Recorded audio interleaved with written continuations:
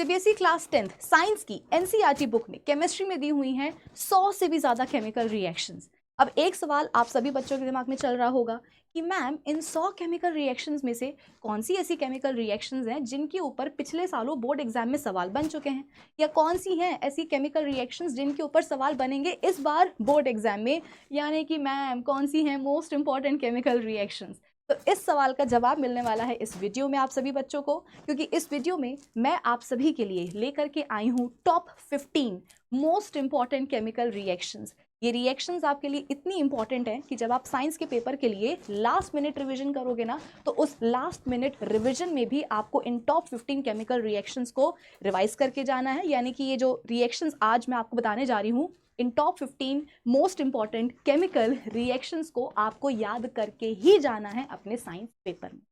तो आ जाओ देखते हैं कौन सी हैं वो top 15 most important chemical reactions. So hi guys, this is Vibhuti Khare, welcome to Adda 24/7 foundation channel.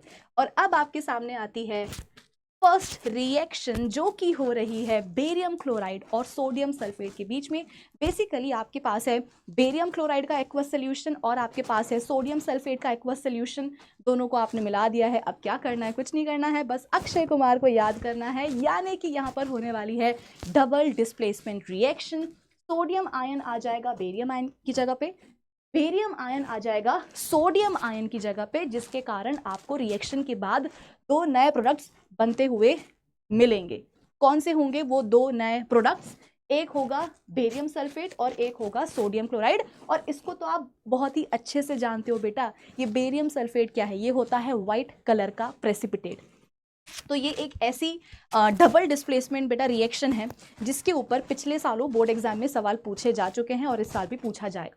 तो ये याद करके जानी ही जानी है, आपके पास कोई और ऑप्शन नहीं है। ठीक है, चलो अब हम बात करते हैं अपनी सेकेंड रिएक्शन के ऊपर, जो कि है फेरस सल्फेट की। भाई आपके पास फेरस सल्फेट है, उसको आपने टेस्ट ट्यूब में डाल दिया है और अब आप क्या कर रहे हो? टेस्ट ट्यूब को गर्म कर रहे हो। तो बेटा जाहिर सी बात है ये टूटेगा ना, ये टूटेगा। मतलब ये क्या है? ये डिकम्पोजिशन रिएक्शन है। और नए सब्सटेंसेस यहाँ पर क्या बनेंगे? एक बनेगा फेरिक ऑक्साइड, एक गैस बन जाएगी सल्फर डाइऑक्साइड, और एक और गैस बनेगी सल्फर ट्राइऑक्साइड। ठीक है, तो ये दोनों आपको गैसेस बनती हुई दिखेंगी और ये आपके पास आ जाएगा फेरिक ऑक्साइड। तो ये डिकम्पोजिशन तो है, लेकिन कौन सी वाली? Thermal decomposition. भाई गर्म करके तोड़ रहे हैं ना, तो थर्मल डिकम्पोजिशन। ठीक है, हीट एनर्जी बेसिकली हम दे रहे हैं, तो इसलिए थर्मल डिकम्पोजिशन। थर्ड रिएक्शन के ऊपर हम आते हैं और ये रिएक्शन है लेड नाइट्रेट की। अब आपके पास एक और टेस्ट ट्यूब है, उसमें आपने डाल दिया है लेड नाइट्रेट और अब आप क्या कर रहे हो? उस टेस्ट ट्यूब को गर्म कर रहे हो। यानी कि एक बार फिर से आप दे रहे हो अपने एक कंपाउंड को हीट एनर्जी, जिसके कारण वो टूटेगा और क्या क्या बन जाएगा? लेड ऑक्साइड बन जाएगा। नाइट्रोजन डाइऑक्साइड गैस बनती हुई आपको दिखेगी। दिखेगी क्या? हाँ बिल्कुल दिखेगी, क्योंकि इसकी होती है ब्राउन फ्यूम और साथ में निकलेगी ऑक्सीजन गैस भी। ठीक है, तो ये भी क्या है बेटा? थर्मल डिकम्पोजिशन रिएक्शन का ही एग्जाम्पल है। सवाल बन चुके हैं उसके ऊपर, इस साल भी बनेगा, तो याद करके जाना ही जाना है, ऑप्शन नहीं है। इसी अच्छी बात पर हम आ जाते हैं अपनी फोर्थ केमिकल रिएक्शन के ऊपर। और जहां भी मुझे दिख जाता है सिल्वर क्लोराइड या जहां भी मुझे कोई दिख जाता है सिल्वर हैलाइड, मैं उसको बोल देती हूँ कि धूप में निकला न करो रूप की रानी। क्यों? क्योंकि अगर तुम पे धूप पड़ गई ना तो तुम टूट जाओगे। एग्जैक्टली बेटा, यहाँ पर यही हो रहा है। ये भी एक डिकम्पोजिशन रिएक्शन का ही आप बोल सकते हो कि एग्जाम्पल है। ठीक है, आपके पास सिल्वर क्लोराइड है, एनसीईआरटी बुक बोलती है कि भैया चाइना डिश में सिल्वर क्लोराइड रख दिया है और उसको जो है धूप में रख दिया है, तो सनलाइट से क्या होगा बेटा? वो टूट जाएगा, सिल्वर अलग हो जाएगा, क्लोरीन अलग हो जाएगा। ठीक है, तो ये भी डिकम्पोजिशन है, लेकिन ये कौन सा डिकम्पोजिशन है? थर्मल है क्या? नहीं। इलेक्ट्रोलिसिस है क्या? नहीं। फोटोलिटिक डिकम्पोजिशन है, क्योंकि लाइट एनर्जी के कारण अपना जो सिल्वर क्लोराइड है वो बेसिकली टूट रहा है। ठीक है, तो याद करके जाना है। फिफ्थ केमिकल रिएक्शन पर हम पहुंच चुके हैं और ये किसके बीच में हो रही है भाई? यहाँ पर तो हमारे पास सोडियम कार्बोनेट है और यहाँ पर मुझे HCl भी मिल रहा है, दोनों को मिला दिया गया है, क्या बन रहा है, सॉल्ट बन रहा है, मेटल का सॉल्ट मुझे यहाँ पर बनता हुआ दिख रहा है, पानी बन रहा है और कार्बन डाइऑक्साइड गैस। ओहो हो, मुझे याद आ गया कि ये कौन सी रिएक्शन की बात यहाँ पर चल रही है।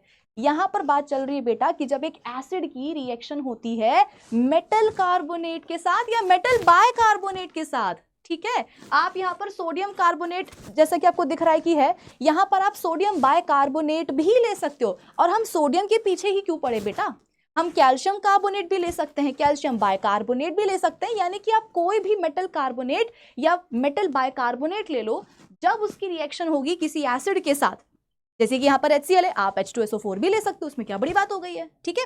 तो जब भी किसी मेटल कार्बोनेट या मेटल बाइकार्बोनेट की रिएक्शन होती है एसिड के साथ, तो क्या बनता है, सॉल्ट बनता है, पानी बनता है और निकलती है brisk effervescence of carbon dioxide gas. ये बस यही वाली रिएक्शन है, तो अच्छे से याद करके जाना है। ओके, चलो 6th केमिकल रिएक्शन पे आते हैं। और यार ये तो कहीं देखी देखी सी लग रही है, और मैं तो कहती हूँ कि आपने NCERT बुक में इस केमिकल रिएक्शन से रिलेटेड एक पिक्चर भी देखी होगी, जिसमें कि एक कंटेनर लिया गया है, 2 इलेक्ट्रोड्स डाले गए हैं, कंटेनर में कुछ ब्लू ब्लू सा सोल्यूशन दिख रहा है। वो क्या है ब्लू सोल्यूशन, वो है बेटा ब्राइन। ब्राइन यानी कि नमक और पानी का मिक्सचर है, NaCl और पानी का मिक्सचर है, जिसमें कि इलेक्ट्रिक करंट पास करवाया जा रहा है। तो क्या होगा, सब कुछ अपने आयंस में टूट जाएगा। यहाँ से आपको मिल जाएंगे सोडियम और क्लोराइड आयंस, यहाँ से आपको मिल जाएंगे H पॉजिटिव और OH नेगेटिव आयंस। फिर क्या करेंगे, ऑपोजिट आयंस को जोड़ देंगे, तो क्या बन जाएगा अपना सोडियम हाइड्रोक्साइड, बोले तो कॉस्टिक सोडा बन जाएगा। और 2 गैसेस भी कॉम्प्लीमेंट्री मिल जाएंगी आपको, क्लोरीन गैस मिल जाएगी और हाइड्रोजन गैस मिल जाएगी। बेटा ये क्या है, ये है क्लोर अल्कली प्रोसेस, क्योंकि यहाँ पर बन रही है क्लोरीन गैस, यहाँ पर बन रहा है अल्कली, तो इसको हम क्या बोलेंगे, क्लोर अल्कली प्रोसेस है। सवाल बन चुके हैं, तो इस साल भी बनेगा, अच्छे से याद करके जाना है।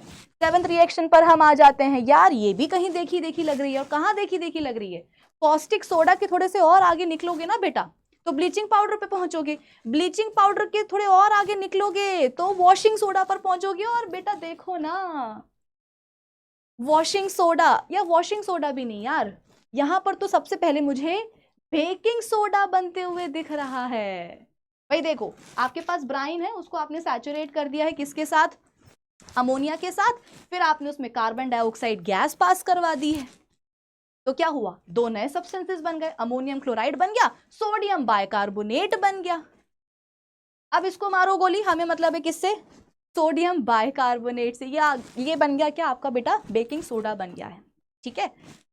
अब बेकिंग सोडा को अगर आप और हीट करोगे, ठीक है, तो सोडियम कार्बोनेट आपको मिल जाएगा। सोडियम कार्बोनेट में यदि आपने 10 वाटर मॉलिक्यूल्स जोड़ दिए तो वो क्या बन जाएगा, सोडियम कार्बोनेट डेकाहाइड्रेट, यानी कि आपके पास आ जाएगा वॉशिंग सोडा। तो कॉस्टिक सोडा के आगे निकले, ब्लीचिंग पाउडर पे पहुंचे, ब्लीचिंग पाउडर के थोड़ा सा और आगे पहुंचे, हम कहाँ आ गए, बेकिंग सोडा पर। देखो हमने यहाँ पर बेकिंग सोडा बना डाला, तो याद कर लेना, ठीक है। फिर इसके बाद में यहाँ पर भाई तैयारी चल रही है क्या, POP से जिप्सम बनाने की। ये आपका POP है, कैल्शियम सल्फेट हेमीहाइड्रेट, राइट। उसमें आप पानी डाल रहे हो, 1.5 मॉलिक्यूल्स आप पानी के इसमें डाल रहे हो, तो क्या बन रहा है, CaSO4.2H2O, यानी कि POP से आपके पास आ गया है जिप्सम। सवाल बन चुके हैं, तो याद करके जाना रिएक्शन को।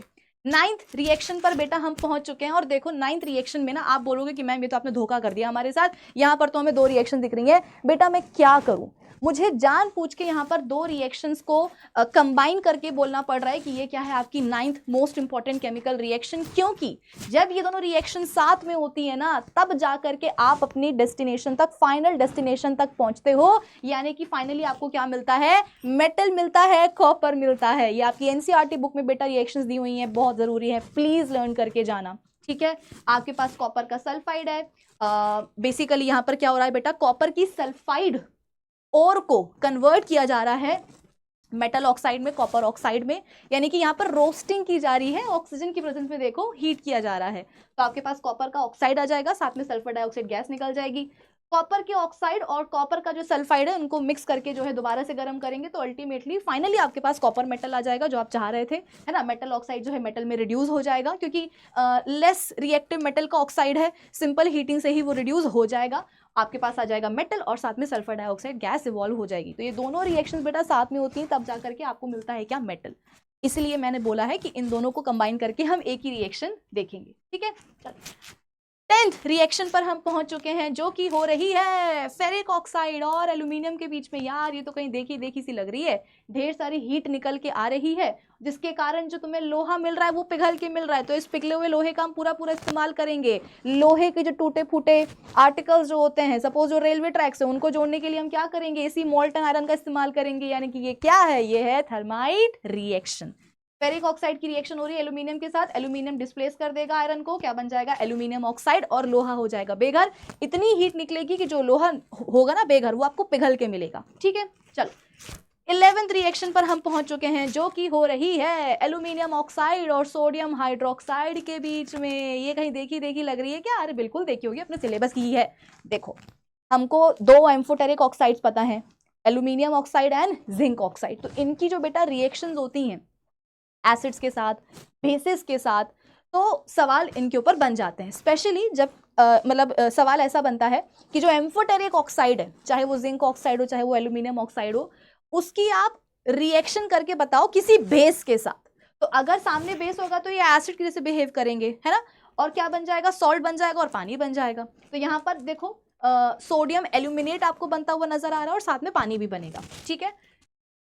12th रिएक्शन पर हम पहुंच जाते हैं और यहां पर हम बात करेंगे बेटा अब कार्बन वाले चैप्टर के ऊपर, क्योंकि देखो ना यहाँ पर मुझे इथेनॉल दिख रहा है। इथेनॉल में बेटा क्या डाले जा रहे हैं, ऑक्सीडाइजिंग एजेंट डाले जा रहे हैं, alkaline potassium permanganate, acidified potassium dichromate, ठीक है। तो क्या होगा इससे, ये बेसिकली इसका ऑक्सीडेशन हो जाएगा, पार्शियल ऑक्सीडेशन होगा, जिसके कारण यहाँ पर आपको इथेनोइक एसिड बनता हुआ नजर आएगा। तो इथेनॉल से इथेनोइक एसिड ऐसे बनता है जब आप ऑक्सीडाइजिंग एजेंट का इस्तेमाल करते हो, तो ठीक है। नेक्स्ट 13th रिएक्शन पर हम पहुंच चुके हैं बेटा। यहाँ पर एक बार फिर से हमारे पास इथेनॉल आ गया है और उसको हम डाल रहे हैं कॉन्सेंट्रेटेड सल्फ्यूरिक एसिड के साथ। बेटा ये क्या होता है, ये होता है डिहाइड्रेटिंग एजेंट। ये जहां भी देखेगा ना वहां से पानी नोच लेगा। तो अब ये क्या करेगा, इथेनॉल के साथ डालोगे तो ये इथेनॉल से पानी नोच लेगा, यानी कि H2O निकाल लेगा। अब H2O निकालने के बाद जो बचा है, क्या बचा है, कार्बन के 2 एटम्स बचे हैं, हाइड्रोजन के 4 एटम्स बचे हैं। तो वो आपस में एक दूसरे को इस तरीके से एक दूसरे के इस तरीके से बॉन्डिंग कर लेंगे कि यहाँ पे क्या बन जाएगा, इथेनॉल से इथीन बन जाएगा, ठीक है। तो ये बहुत जरूरी इंपॉर्टेंट बेटा आप बोल सकते हो कि केमिकल रिएक्शन है, सवाल बनेगा ही बनेगा। 14th सेकेंड लास्ट रिएक्शन पर हम पहुंच चुके हैं, किसके बीच में हो रही है, ओ ये रिएक्शन तो यार देखी देखी सी लग रही है। एक बार फिर से हमारे पास देखो इथेनॉल आ गया है, इथेनोइक एसिड आ गया है, दोनों को मिक्स कर रहे हैं और साथ में डाल रहे हैं एक बार फिर से क्या, कॉन्सेंट्रेटेड सल्फ्यूरिक एसिड। ये क्या करेगा, डिहाइड्रेटिंग एजेंट का काम करेगा, दोनों में से पानी निकाल लेगा, जो बचेगा उसको हम आपस में जोड़ देंगे। क्या बचेगा, जो भी बचेगा उसको जोड़ करके यहाँ पर क्या बनने वाला है बेटा, यहाँ पर बनने वाला है एस्टर, यानी कि ये है एस्टरिफिकेशन की रिएक्शन। तो ये भी आपको लर्न करके जानी है। अब इसी एस्टर से हम क्या करेंगे बेटा, साबुन भी बनाएंगे, है ना। स्ट्रॉन्ग अल्कली के साथ एस्टर को हम ट्रीट कर देंगे, सब कुछ अपने आयंस में टूट जाएगा। यहाँ से आपको Na पॉजिटिव और OH नेगेटिव आयंस मिलेंगे, यहाँ से आपको C2H5 पॉजिटिव और CH3COO नेगेटिव आयन मिलेगा। ऑपोजिट आयंस को जुड़वा देना, तो क्या बन जाएगा, C2H5OH, यानी कि वही अल्कोहल है जिससे कि आपका ये एस्टर बना हुआ था, ये आपको वापस से मिल जाएगा। और CH3COONA, ये क्या है बेटा, sodium salt of fatty acid या कार्बोक्सिलिक एसिड, यानी कि इसी को हम क्या बोलते हैं, सोप। तो ये हो गई आपकी सेपोनिफिकेशन रिएक्शन। तो एस्टरिफिकेशन एंड सेपोनिफिकेशन रिएक्शन ये दोनों ही आपको लर्न करके जानी है, और इसी के साथ हमारी top 15 most important chemical reactions होती हैं खत्म। इन रिएक्शंस को आपको चाहे कुछ भी हो जाए बेटा याद करके जाना ही जाना है। तो आज के इस वीडियो के लिए इतना ही। अब हम मिलेंगे अपने अगले वीडियो में, तब तक के लिए keep learning with Adda 24/7 foundation channel. Bye bye, have a great day.